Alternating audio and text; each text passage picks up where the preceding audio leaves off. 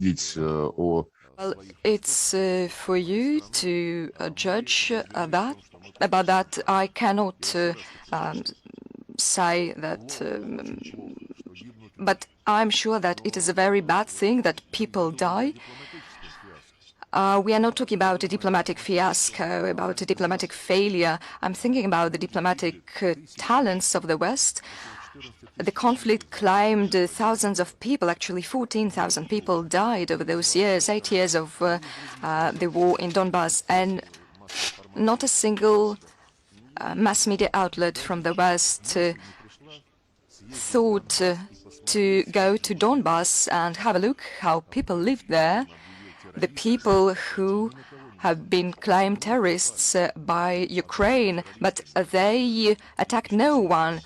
And still Ukraine claimed them to be terrorists, and Western mass media outlets could have looked at how schools and kindergartens are destroyed, residential areas are shelled, terrorist attacks are committed.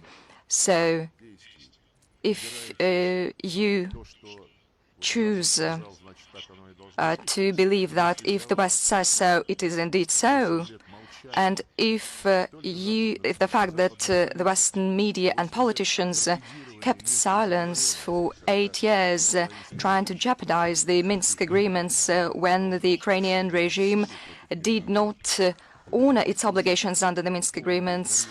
So all those 8 years of silence, if you believe that this is a diplomatic triumph, well, you have a right to think so. You represent the free media.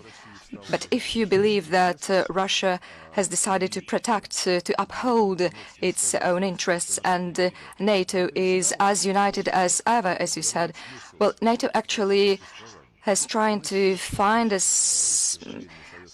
sense to exist, raison d'être, and there was Afghanistan that NATO had left, and there was no excuse to get together and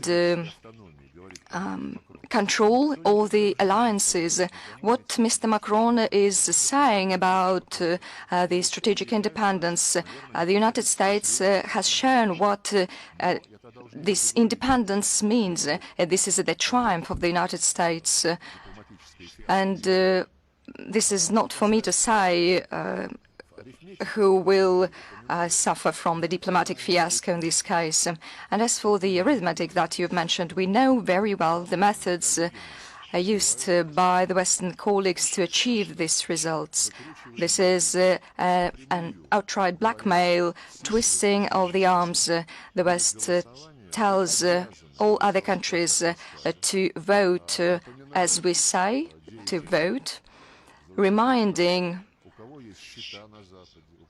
who has assets in the West, whose children study in the West. I know it very well since friends of mine tell me that they are under this pressure, and they say they cannot vote otherwise because it is actually it is what the well-being of my family depends on.